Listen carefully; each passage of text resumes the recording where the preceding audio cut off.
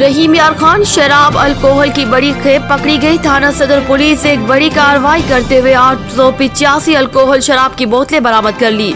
रहीम यार खान से हमारे नुमाइंदे नवीद गिलानी की रिपोर्ट के मुताबिक रहीम यार खान थाना सदर पुलिस की जराइम पेशा अनासिर के खिलाफ बड़ी कार्रवाई। जिला भर में बड़े पैमाने पर शराब अल्कोहल की फरोख्त करने वाले गिरोह के मरकजी मुलजिम को गिरफ्तार कर लिया गया। मुलजिम के कब्जे से शराब अल्कोहल की सैकड़ों बोतलें बरामद की गई। मुलजिम के खिलाफ मंशियात एक्ट के तहत मुकदमा दर्ज करके दीगर मुलजिमान की तलाश शुरू कर दी। Report Syed Naveed Gilani, district bureau chief, now news, Rahim Yar Khan. जी बिस्मिल्लाहिर्रहमानिर्रहीम। ये थाना सदर रहीम यार खान के इलाका में और शहर के गिरदोनवा में अल्कोहल की खरीदो फरोख्त का जो काम जारी था उस पर हमने काफ़ी अरसे से काम हो रहा था। हमारे SHO सदर रहीम यार खान, जावेद आलम खान, इनकी टीम, जावेद खान ASI और बाकी जो मुलाजिम है इस पे टीम तश्कील दे के काम बड़ा फोकस था इन मुलजमान पे।